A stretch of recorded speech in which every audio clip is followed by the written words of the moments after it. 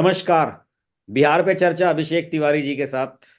काफी डिमांड थी, लोग कमेंट लिख रहे थे कि अभिषेक तिवारी जी के साथ बहुत दिनों से शो नहीं हुआ। और देखिए, शो करने का जो रीजन है इस समय, वो बहुत ही वैलिड है मेरे पास। क्योंकि बिहार में दही चूड़े की जो दावतें चलती हैं मकर संक्रांति के आसपास, वो वहाँ की राजनीति के संकेत देती हैं भविष्य की। और मैं देख रहा हूँ कि पिछले 3-4 दिनों में बहुत बड़ी बड़ी घटनाएं हुई हैं। मोहन यादव चीफ मिनिस्टर आए मध्य प्रदेश के यहाँ पर, और लोगों को कह के चले गए कि बिहार के जितने भी यादव हैं वहाँ आइए, काम करिए, और सबको खुली छूट दी जाएगी। तो अभिषेक जी, दही चूड़े की दावतों से ही शुरुआत करते हैं कि जी। मोहन यादव जो है वो राजनीतिक दौरे पर थे, या जातीय दौरे पे थे, या फिर क्या कहना चाहिए कि पार्टी के दौरे पे थे, अपने सरकारी दौरे पे थे। क्या उनके कार्यक्रम है और उनके क्या आफ्टर इफेक्ट्स वहां देखने को मिल रहे हैं? ये पूरी तरह से सॉरी, मुझे ध्यान ही नहीं था माइक पर है। सबसे नहीं पहले नहीं, ठीक ठीक है, हर्ष ठीक के है। लाइव सभी दर्शकों को प्रणाम, नमस्कार, जय श्री राम। ये पूरी तरह से सर जातीय और राजनीतिक हम्म। दोनों का मिश्रण वाला दौरा था। हम्म।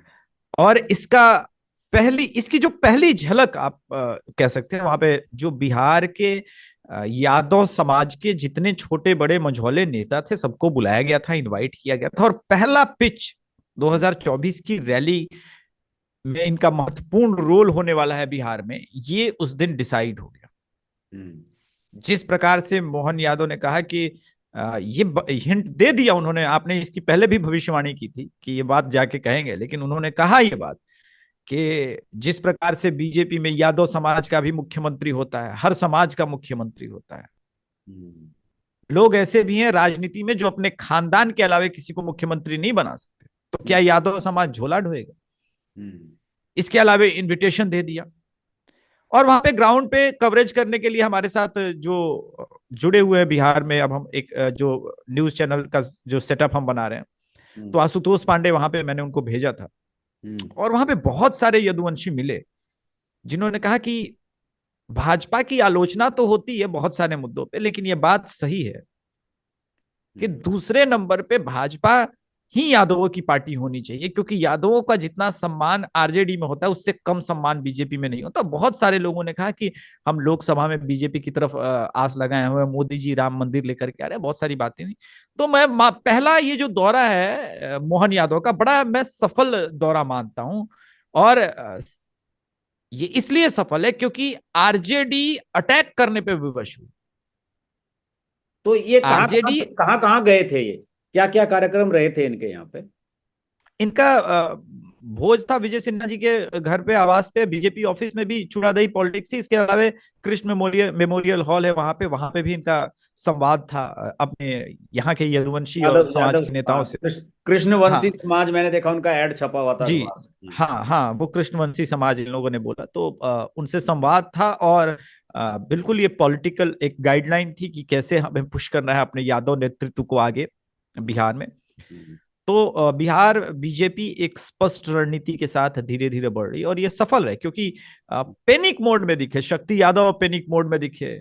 उन्होंने कहा कि भाई ये सब तो कठपुतली है, कोई मुख्यमंत्री थोड़ी ना होता है। हम्म। तो इस प्रकार की बयानबाजी जो कि उनको राजनीतिक रूप से घेरने के लिए पर्याप्त है कि भाई मैं फुल फ्लेज्ड मुख्यमंत्री हूं, हम्म। इसमें कठपुतली क्या होता है। लेकिन है ठीक है, राजद पैनिक मोड में तो है निसंदेह जी। हम्म। वो क्या क्या नाम है उनका, जीतन राम मांझी तो कह रहे हैं कि तेजस्वी यादव तो जिंदगी में सीएम नहीं बन सकते यहाँ के। ये आपने दो क्वेश्चन पूछा है, ये जो क्वेश्चन पूछा है इसका अगला क्वेश्चन भी आप पूछ लेते तो साथ में देता, क्योंकि वो जो संतोष मांझी ने चिराग भी एक पासवान से जो मीटिंग हुई है इनकी, वो वाली? जी अच्छा। जी। हम्म। फ्लाइट पे निकलने से पहले दो संदेश जीतन राम मांझी ने कहा कि अ, तेजस्वी यादव कभी मुख्यमंत्री नहीं बनेंगे। ये बात मैं भी मानता हूं कि बहुत गलत बात नहीं है। शायद जिस प्रकार से सुशील मोदी के हाथ में मुख्यमंत्री की वो जो लाइन है ना, वो नहीं थी। हम्म। अगर मैं राजनीति को ठीक ठीक समझता अडवाणी जी हूँ, जो है पीएम नहीं बन पाए बेचारे कभी। हम्म। हाँ, तो तेजस्वी यादव जिस लाइन पे हैं इस वक्त, अभी मुझे निकट भविष्य में संभावना नहीं दिख रही। मैं 2025 की भी बात कर रहा हूँ, हाँ। थोड़ा मुश्किल है तेजस्वी यादव का मुख्यमंत्री बनना। तो ये बात कोई अवैज्ञानिक बात नहीं कही है जीतन राम मांझी, लेकिन दूसरी बात बड़ी जबरदस्त कही थी संतोष मांझी ने प्लेन के ऊपर। जिसने मेरे कान खड़े किए कि तीनों गठबंधन के नेता उपेंद्र कुशवाहा, मांझी और चिराग पासवान दिल्ली के आवास पे दही चूड़ा के बाद मिले। हम्म, वहां पर जाने से पहले फ्लाइट पटना एयरपोर्ट पे संतोष मांझी ने कहा कि नीतीश का आना हम्म, या नहीं आना ये तो बीजेपी तय करेगी। हम्म, अब ये बड़ा गजब है सर, क्योंकि एक दिन पहले अमित शाह जी ने कहा कि हमारे लिए दरवाजे खुले हैं, और कल अशोक चौधरी ने यह बयान दिया कि अमित शाह जी ने कभी नहीं कहा कि नीतीश कुमार के लिए दरवाजे बंद है। सम्राट चौधरी ने कहा नीतीश की पूरी तरह नो एंट्री है। कल ही की बात, कल ही मीडिया वालों ने पूछा मैं उनसे।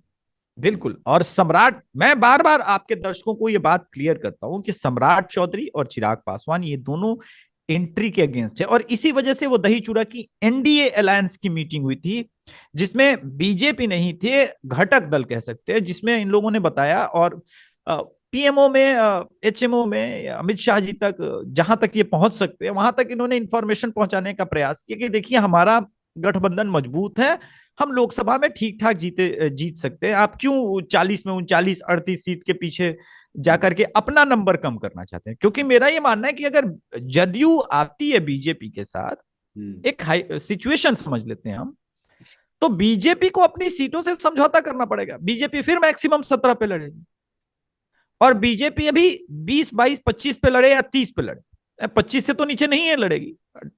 मेरा मानना है कि बीजेपी इस अलायंस के साथ भी 20 सीट निकालेगी, तो 3 सीट के फायदे में रहेगी, वहां 3 सीट के नुकसान में रहेगी। लेकिन पता नहीं बीजेपी के, बिहार बीजेपी के अंदर कुछ लोग हैं जिनको नीतीश कुमार से अत्यंत प्रेम, और केंद्र में भी कुछ असल में लोग हैं। क्या है कि फर्क दूसरा है। आप बात कर रहे हैं पर्सनल जो है बीजेपी की सीटों की, लेकिन जो पार्टी सोच रही है वो एनडीए की सीटें इंक्रीज की जाएं। उन्हें शायद जो अपने जी एलाइंस हैं उन्हें लेकर डाउट है। हाँ, उन्हें अपने अलायंस को लेकर के एक संदेह है कि शायद ये सीटें कन्वर्ट कर पाएंगे नहीं कर पाएंगे। और जो आ रहा है रिजल्ट और ओपिनियन पोल में भी कि 24 से 26 सीटों के आसपास, तो वो संतुष्ट नहीं है शायद अमित शाह और एनडीए को लेकर के कि भाई थर्टी इतनी कम थर्टी सीटें फाइव बिहार से हम। 35 प्लस जाते हैं वो, वहां से 30 हाँ 35 हाँ, जाते हैं। और इसी वजह से ये हो रहा है, और नीतीश भी दांव पेच खेल रहे हैं। कल दूसरा प्रश्न आपने पूछा नहीं, मैं उसका इंतजार कर रहा हूँ, कल बड़ी नहीं, वो मीटिंग हुई है प्रश्न नीतीश अभी मैं पूछने ही वाला था कि कल जो है ये बाप बेटा जो है तेजस्वी और लालू गए वहां सीएम आवास पे, क्या दाद इनकी लेट हुई क्या? दावत दही चूड़े की क्या हुआ इनका? नहीं, इनका भी दही चूड़ा हुआ था, लेकिन नीतीश कुमार इस बार दही चूड़ा खाने राजद ऑफिस में पिछले गेट से गए, फ्रंट गेट से नहीं गए, 10 मिनट के अंदर निकल गए। न मीडिया में कोई बयानबाजी हुई, न राजनीतिक चर्चा हुई। वो तो लेकिन राबड़ी इस देवी के मीटिंग यहाँ को, जाते हैं, दावत तो राबड़ी देवी करती है ना उनकी। नहीं जी जी, लेकिन इस मीटिंग को समझने से पहले हमें निकलना पड़ेगा 5 दिन पहले क्या हुआ था। हम्म, इंडिया अलायंस की एक वर्चुअल मीटिंग थी जिसमें जदयू को भी बोला गया था। हम्म, नीतीश कुमार ने अपने 4 सांसद खड़े कर दिए हैं अभी कि इन सीट पे हम लड़ेंगे। उसमें इंडिया अलायंस से कुछ नहीं पूछा, राजद से कुछ नहीं पूछा, कांग्रेस से नहीं पूछा, नेता खड़े कर दिए। कौन कौन सी बोला सीट है सीतामढ़ी से लोगों? हम, सीतामढ़ी से ये लड़ेंगे, हम्म, गोपालगंज से ये लड़ेंगे, एक कटिहार सीट वो मांग रहे हैं, और एक किशनगंज सीट है, हम्म, सिवान सीट पर भी वो लिटरली खड़ा कर चुके हैं, तो वो पूछ ही नहीं रहे। हम्म, अब असहज स्थिति, आप तो इतने दिनों से राजनीतिक विश्लेषण में है सर। हम्म। राजद को इन्होंने कहा कि आप कांग्रेस को बता दीजिए कि वो 10 सीट पे लड़ना चाहती है, 12 सीट पे लड़ना चाहती है, मुझे इस बात से फर्क नहीं पड़ता, मेरी ये 17 लोकसभा सीटें हैं जिसपे जदयू लड़ेगी, हम्म, आप बता दीजिए, हम मीटिंग में नहीं जाएंगे। अब खेल वहीं से शुरू हुआ।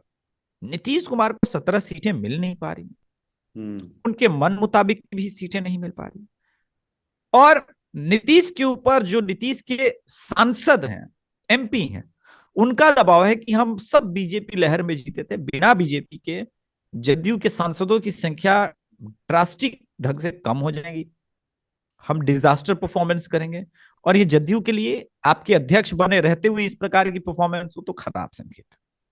हमें ये बीजेपी के ये साथ जो मुझे अलायंस करना जानकारी चाहिए। है उसमें यह है कि आरजेडी तो मांग रही है मधेपुरा, भागलपुर, बांका।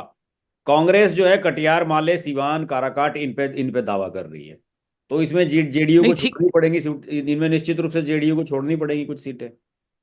नहीं बिल्कुल, अब जैसे कि कटिहार में ही उनका उनका सिटिंग सांसद है, हाँ, ये सब सिटिंग और वाली, ये तो सिटिंग सांसदों अब वाली। हाँ, अब सिटिंग सांसद वाली भी सीटें अगर जदयू छोड़ेगी तो फिर कैसे चलेगा फिर? ये तो अलायंस फेयर, मतलब नीतीश कुमार के भी दृष्टिकोण से अगर आप देखें तो ये तो फेयर अलायंस नहीं है।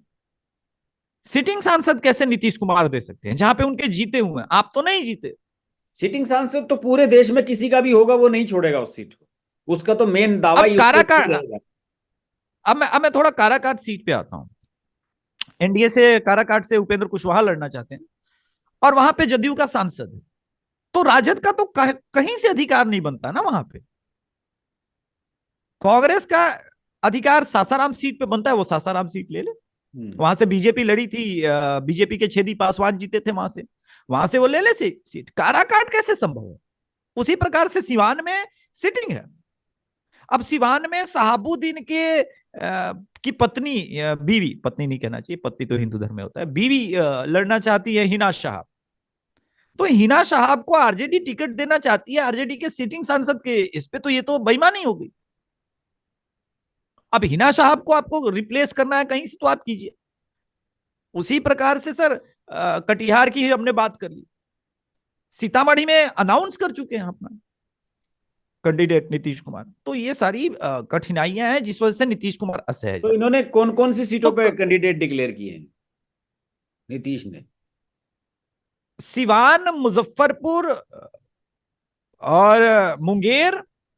मुंगेर से ललन सिंह का अनाउंस कर दिया उन्होंने कि ललन सिंह ही लड़ेंगे। और कटिहार से भी वो अनाउंस कर चुके हैं। अब कटिहार वाला में पेच है सर, वहां तारिक अनवर कांग्रेस के कद्दावर नेता है, हम्म। और तारिक अनवर पिछली बार भी ज्यादा वोट से हारे नहीं थे, 53,000 वोट से हारे हैं। और जब अलायंस नहीं था तो उसके पहले 2014 में वो तारिक अनवर ही जीते, और तारिक अनवर वहां से बहुत दिनों से चुनाव जीत रहे हैं, बड़े कद्दावर नेता है। हम्म। लेकिन कद्दावर नेता है, लेकिन वो कटिहार तक ही कद्दावर है। उसके अलावा किसी भी और सीट पे जैसे ही वो शिफ्ट होंगे वो हार जाएंगे, तो उनका राजनीतिक अस्तित्व खतरे में है। तो ये बड़ा ही अननेचुरल सा एक सीन उत्पन्न हुआ है कि जहां पे कांग्रेस के कद्दावर नेता का राजनीतिक कैरियर। आपने चिराग पासवान के आ, दही चूड़ा के भोज में, अगर साइड में मैंने एक वीडियो किया था, देखा होगा, तो उसमें पप्पू यादव थे। अच्छा। अब पप्पू यादव की कहानी भी आपके दर्शकों को बताता हूं, बहुत इंटरेस्टिंग है। पप्पू यादव गए थे कांग्रेस से टिकट मांगने, उनकी पत्नी पहले से ही कांग्रेस में, नहीं मिला, बोला हमारा सीट का यहाँ सीता। पंगा फंसा हुआ है, आपको कहां से हम सीट देते। हम्म। फिर इन्होंने राजद से अप्रोच लगाया कि हमारी एंट्री राजद ने दिला दी। राजद ने बोला हम खुद श्योर नहीं है, आपको कहां से टिकट दिला दी। जदयू से इनकी बात बन नहीं सकती, नीतीश कुमार के विरोधी रहे। अब इनको लगता है कि ये चिराग पासवान की तरफ शिफ्ट हो। ये दही चूड़ा एक फॉर्मल भोज नहीं था, अपनापन दिखाने का ये है कि डायरेक्ट बीजेपी ना ले तो किसी सीट पे अगर चिराग या उपेंद्र कुशवाहा कहीं कोई हमें दे दे तो हम मधेपुरा लड़ लेंगे, और मधेपुरा राजद का स्ट्रांग होल्ड। तो पेच हर तरफ फंसा हुआ है बिहार ये की चिराग राजनीति। पासवान, कुशवाहा और मांझी, ये तीनों मिल बैठ के ये क्या तय करना चाहते हैं बस?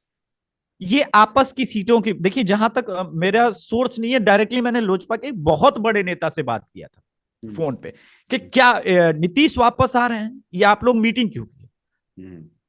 और वो नेता मीटिंग में मौजूद था, मैं ये बता दूं, वो फोटोग्राफ्स में भी है। तो उन्होंने मुझे कहा कि नहीं, ये आपस में हमें 40 सीटों की स्ट्रेटजी बनानी थी और हम अमित शाह जी को ये फॉरवर्ड करना चाहते थे कि हम इतनी सीटों पे तो कंफर्टेबली एनडीए जिता ही लेंगे। तो उसको लेकर के एक स्ट्रेटेजिक मीटिंग थी, क्योंकि अलायंस के बीच में कंफर्ट होना आवश्यक है। इसलिए चिराग पासवान जी चाहते थे कि हम पहले आपस में कंफर्टेबल रहे, ताकि हम बीजेपी की सबसे अच्छे से मदद कर पाए। ये ही मीटिंग का सार था, कोई अलायंस में आने जाने का नीतीश का नहीं था। और कल जो बीजेपी ने अचानक विधायकों की मीटिंग बुलाई थी विजय सिन्हा जी के नेतृत्व में, वहां उसका यह था उसके कि बारे में 25 विस्तार से तारीख तक। बताइए, क्यों बुलाई थी, क्या था वो? बताइए उसके बारे में, बैकग्राउंड उसका।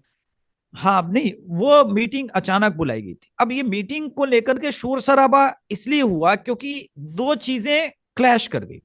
जदयू ने भी अपने विधायकों को कहा 25 तारीख तक आप पटना में रहेंगे, और पटना में बीजेपी के विधायकों को भी रहने का आदेश मिला। इसी वजह से लालू प्रसाद यादव पहुंच गए तेजस्वी यादव के साथ सीधे सीधे नीतीश कुमार से मिलने।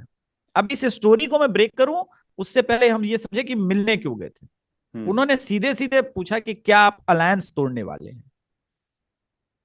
अब ये कहानी मुझे 1 साल पहले लगी जब अमित शाह जी ने भी फोन करके पूछा था नीतीश कुमार से कि क्या आप अलायंस तोड़ने वाले हैं। तो नीतीश कुमार ने कहा कि अरे लोग तो बोलता रहता है। लेकिन अशोक चौधरी का बयान आया कल कि वो तो अलायंस के लिए दरवाजा। एफिडेविट देने के लिए तैयार हूं, हम नहीं जा रहे हैं उसमें। अशोक चौधरी ने हाँ तो कहा ठीक कि है। एफिडेविट दूं क्या आपको, मीडिया वालों ने पूछा उनसे। हाँ, हम्म। तो एफिडेविट तो ललन सिंह भी दे रहे थे कि हम इस्तीफा नहीं देंगे। हम्म। पहला पॉइंट समझना आवश्यक है कि उन्होंने ठीक कहा अलायंस कब की बात होगी तो हो ही जाएगी। तो उन्होंने मना तो नहीं किया, उन्होंने इनफैक्ट स्पष्ट कहा कि अलायंस संभव है। अब आते हैं ये जो मीटिंग है बीजेपी के विधायकों को कहा था कि आप अपने क्षेत्र में जाइए और रामलला के लिए बसें निकलवाइए जो अयोध्या जाना चाहते हैं, उसके लिए वो मीटिंग थी। इसमें कोई भी राजनीतिक चर्चा नहीं हुई, सिर्फ 22 जनवरी को लेकर के चर्चा। लेकिन बिहार के ही एक मीडिया पर्सन है, उन्होंने कह दिया अपने एक विश्लेषण में जो वायरल हो गया कि ये दोनों 25 तारीख तक इसलिए रहना चाहते हैं क्योंकि गठबंधन का उचित समय 22 के बाद आएगा और ये अचानक एक ही दिन वैसा ही होगा जैसा पहले हुआ था अमित शाह जी के समय, और ये गठबंधन हो जाएगा। किसने कहा, कौन पत्रकार है ये वो? सर नाम लेना ठीक नहीं है, बड़े पत्रकार हैं वो, अरे बिहार भाई, का सबसे बड़ा चैनल जब है। उन्होंने पब्लिकली कह दिया तो उनका नाम लेने में क्या दिक्कत है? सभी को तो पता होगा, हमारे दर्शकों को क्यों वंचित रखें? चैनल का नाम बता देता हूँ, लाइव सिटी नाम का चैनल है। तो उस ये पर ये कहाँ का बात हुई। चैनल, कौन सा चैनल है ये, कहाँ पे चलता है ये? ये बिहार का चैनल है, बिहार की ही राजनीति पे बात करता है। अच्छा अच्छा। मिलियंस में सब्सक्राइबर है, ठीक है। अच्छा। अब नीतीश कुमार वहां पहुंचे और नीतीश कुमार के यहाँ जब ये पहुंचे तो लिटरली तेजस्वी यादव और लालू यादव ने कन्विंस किया और कहा कि आप जो कहेंगे वो होगा सभी सीटों। हम्म। गठबंधन तोड़ने की आवश्यकता नहीं किसी भी कीमत। लालू प्रसाद यादव बाहर निकले, कहा ऑल इज वेल। असल में क्या है पर कि मेरा मानना है, लालू और तेजस्वी की बड़ी परेशानी है, इनके पास और कुछ विकल्प है नहीं। क्योंकि अगर किसी भी एग्जैक्टली स्थिति में नीतीश चले गए तो भले ही नीतीश का नुकसान हो चाहे कुछ भी हो, बीजेपी का तो फायदा ही फायदा हो जाएगा। और इनके पास कोई खास राजद का है बहुत नहीं। नुकसान है। नहीं नहीं, इस लिहाज से नुकसान नहीं है, क्योंकि जिस तरह से बीजेपी की पॉलिटिक्स क्या है, बीजेपी चाहती है कि बिहार में आरजेडी वर्सेस बीजेपी हो। तो एक तरीके से ये एग्जैक्टली नीतीश कुमार का विलय हो जाएगा बीजेपी में। अब नीतीश कुमार उतना एक्टिव नहीं रह पाएंगे आने वाले समय में, जो मुझे लगता है। तो जैसे जैसे ये बात ठीक है मायावती सर। मायावती कांग्रेस के साथ, इनके साथ क्यों नहीं जाना चाहती? क्योंकि फिर वही वोट, जो जो वोट बैंक उन्होंने कांग्रेस का लिया, जो दलित वोट हमेशा कांग्रेस को मिलते थे यूपी में, वो मायावती के पास ही तो गया वो सारा का सारा। मायावती इसी डर से अब बिल्कुल कांग्रेस बिल्कुल। के साथ नहीं जाती हैं कि उन्हें ये लगेगा कि भाई जब यही मायावती कांग्रेस के साथ आ गए तो क्यों ना कांग्रेस को ही दे दें वोट। तो वो उस परसेप्शन को लेकर डरते हैं। तो लालू अब ये ये बिल्कुल आरजेडी की इतनी क्षमता है नहीं कि आर देखिए जेडीयू की वैल्यू क्यों बनी हुई है। बीजेपी भी उस पोजीशन पे नहीं पहुंची कि जेडीयू के बिना अपनी सरकार बना लें। आरजेडी से उनका हो नहीं सकता, कांग्रेस से उनका हो नहीं सकता। आरजेडी के सामने समस्या ये है कि वो जेडीयू के बिना सरकार नहीं बना सकती, कांग्रेस और आरजेडी मिलकर नहीं बना सकते, इतनी ताकत उनकी है नहीं। तो किसी भी हालत में तेजस्वी और लालू को तो नीतीश कुमार को प्लीज करना ही होगा। मैं वही कह रहा हूँ कि काफी प्लीज किया गया है और उसके बाद बाहर निकल के उन्होंने कहा कि ऑल इज वेल। लेकिन एक इसमें पेच और है। हम्म। जेडीयू 117 सीटों पे 2020 में चुनाव लड़ी थी और अपने हिस्से की सीटें, बाकी सीटें 7 या 8 सीटें उसने जीतन राम मांझी की पार्टी को दी थी, जिससे उनके पार्टी में 4 विधायक हैं। ये ठीक है, मैं किसी की बात को ना नहीं कह रहा हूं, लेकिन उनका राजनीतिक विश्लेषण भी गलत नहीं है। हम्म। कुछ पक रहा है सर, वो इसलिए कि ठीक है, मुझे जो बीजेपी के वो लोग उस मीटिंग में थे उन्होंने एग्जैक्टली ये बताया कि यही बात हुई थी, और ये बात मैंने 2-3 सोर्सेज से कंफर्म की कि विधायकों को बीजेपी ने क्यों बुलाया था, विजय सिन्हा जी ने, तो यही वो कारण था। ये बात ठीक है, लेकिन जदयू भी रख रही है, यानी इसमें तो कोई वो शक, भी ठीक सब। इसमें कोई शक नहीं है कि नीतीश कुमार डबल माइंड में है। नीतीश कुमार ने हाँ अध्यक्ष इसलिए बने थे लल्लन को हटाकर कि उन्हें जो है इंडी अलायंस में कुछ बड़ा रोल मिलने वाला है। अब वहां पे जो नहीं है। सर, एक और पॉइंट बता रहा हूं ना मैं, आप बीच में टोक दिए, एक और पॉइंट बता रहा हूं। हम्म। हम पार्टी के जो 4 विधायक हैं उनको भी पटना में रुकने को बोला है 25 तारीख तक। मांझी वाले। ये थोड़ा सा, हाँ मांझी वाले, इस वजह से मैं थोड़ा सा परेशान हो गया कल रात को कि भाई एक दिन पहले तक सम्राट चौधरी लगातार अभी भी दावा ठोक रहे हैं, और सम्राट चौधरी बार बार दावा ठोक रहे हैं कि किसी भी प्रकार से नीतीश के साथ अलायंस नहीं होगा। हम्म। लेकिन अमित शाह जी ने 4 दिन पहले नीतीश के लिए कहा कि मना थोड़ी ना किया, बातचीत होगी तो अगर अलायंस में आने का होगा तो आ जाएंगे। और फिर अशोक चौधरी ने कहा कि अमित शाह जी ने कभी दरवाजे बंद नहीं किए, और फिर ये सब ड्रामा हो रहा है। तो लालू प्रसाद यादव और तेजस्वी यादव की चिंता वाजिब है, क्योंकि अमित शाह जी को भी ये 2 दिन पहले तक यही बोल रहे थे ऑल इज वेल है, हम तो नहीं जा रहे हैं। ये सब तो बोलता रहता है, आप काहे परेशान हो रहे गृह मंत्री जी, हम नहीं जा रहे हैं, हम तो आपके साथ ही हैं। लेकिन 2 दिन में अचानक मौका भी नहीं मिला बीजेपी को, और नीतीश कुमार जब पलटते हैं तो कभी मौका ही नहीं देते विपक्ष को। मतलब जिसको विपक्ष बनाना चाहते हैं अपने गठबंधन वाले को मौका ही नहीं देते। पिछली बार तो केदारनाथ की त्रासदी में फंसे हुए थे गिरिराज दा, जब पलटे थे मौका ही नहीं दिया, सीधा मंत्रिमंडल सब कुछ बर्खास्त कर दिया।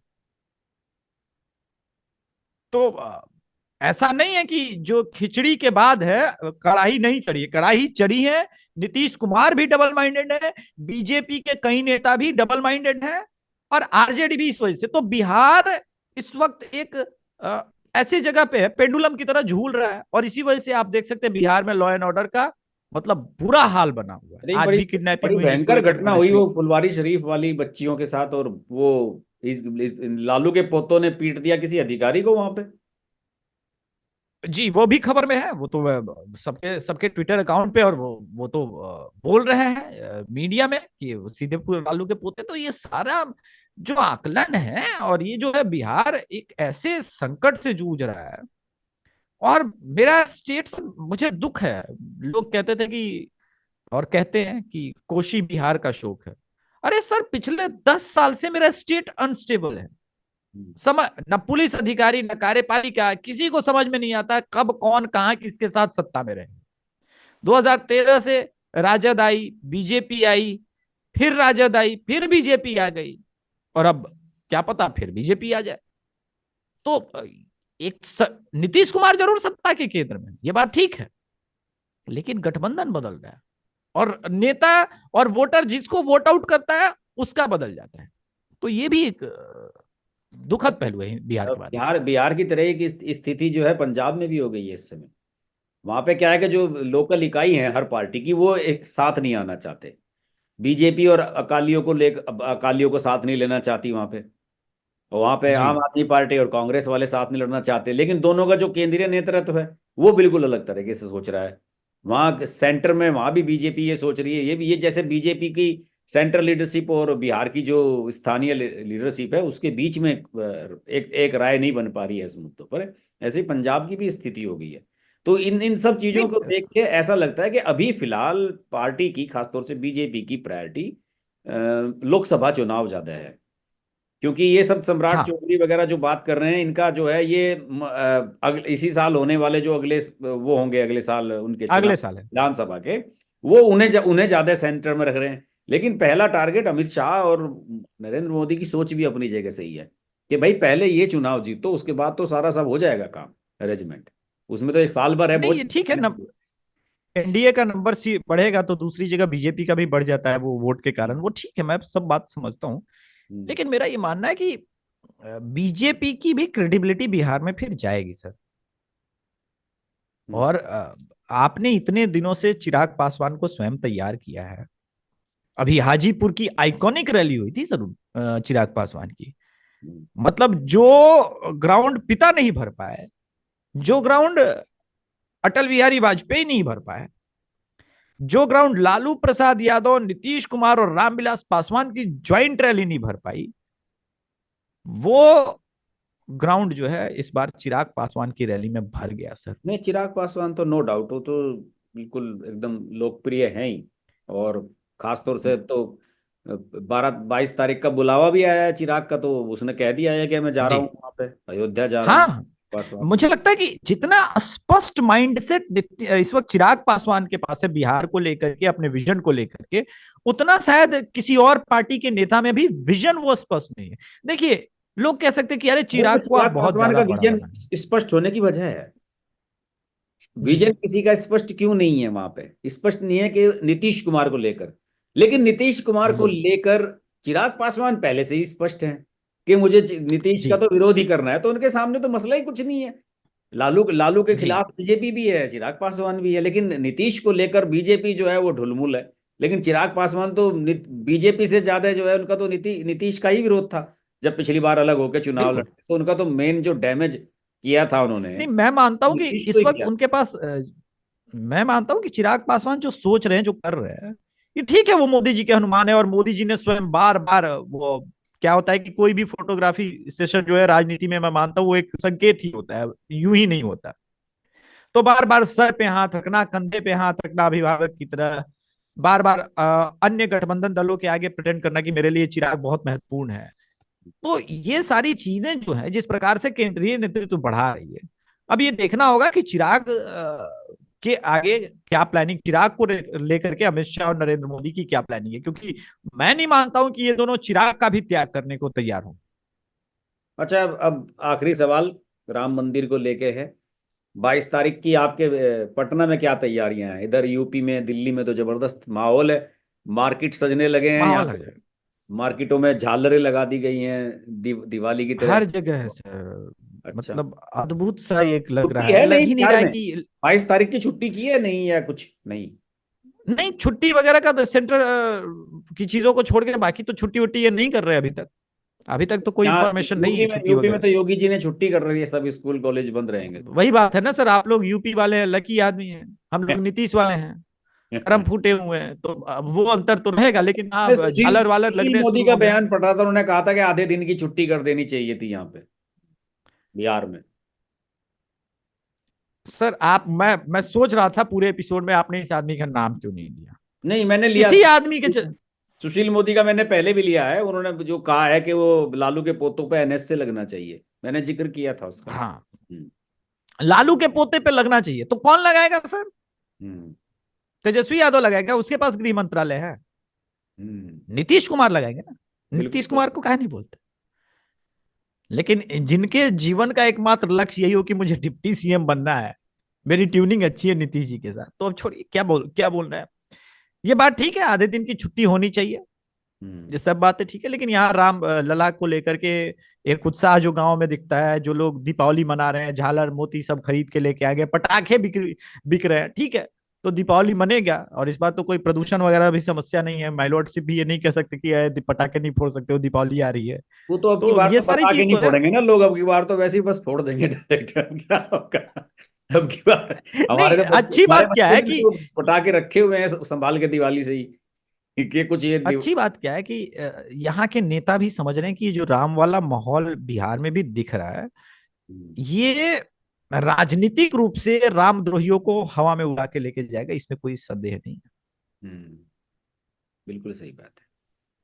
जी चलिए, चर्चा होगी, फिर बात होगी। और मुझे लगता है कि अगर आपने 25 तारीख की डेडलाइन बताई है कि साहब विधायकों को 25 तक यहीं रहने के लिए कहा है, जेडीयू ने भी बीजेपी ने भी, तो इसका मतलब समथिंग कुकिंग, कुछ ना कुछ पक रहा है कहीं ना कहीं। तो हाँ, मुझे वो डेविड जॉनसन नाम है ना द रॉक का, उससे पूछना पड़ेगा, उसका ये टैगलाइन हुआ करता, द रॉक इज कुकिंग। तो हाँ, कुछ तो पक रहा है, अब वो क्या खिचड़ी में डाल रहा है, क्या असमंजस है। अच्छा, एक और बात है ना सर, जाते जाते बता दूं कि हम लोग कहते हैं राजद और जदयू की सीटें फाइनल नहीं है। अरे तो एनडीए ने भी अपनी सीटें कहाँ फाइनल की? एनडीए के पास एक बहाना है कि चलो अभी तो हम रामलला की प्राण प्रतिष्ठा और इन सब में व्यस्त हैं, लेकिन जो भी होना है 22 तारीख के बाद ही होना है, देखते हैं कि ऊंट किस ओर करवट लेता है। हाँ, जी बिल्कुल। मुझे तो बस 22 के बाद तो मुझे लग रहा है कि एकदम सब सीट शेयरिंग फाइनल, ये सभी लोग लग जाएंगे। इसके बाद फिर जी कुछ समय बचेगा नहीं, क्योंकि जी। महीने भर के अंदर जो है वो शायद अधिसूचना वगैरह जारी हो जाएगी चुनावों की। हाँ, चलिए। मार्च हम्म। में तो चुनाव होना शुरू हो जाएगा, अप्रैल में तो, मई हाँ, में तो रिजल्ट ही मार्च आना है। मार्च के फर्स्ट वीक में शायद अनाउंसमेंट होगा। ऐसा लग जी रहा है। चलिए फिर राम मंदिर कार्यक्रम के बाद आपसे फिर मुलाकात करेंगे, फिर चर्चा करेंगे। जी चलिए साहब, होती है आपसे। धन्यवाद। जय श्री राम। अगर आपको हमारी वीडियो पसंद आई तो वीडियो को लाइक करें, चैनल को सब्सक्राइब करें और नोटिफिकेशंस के लिए बेल आइकन को प्रेस करें।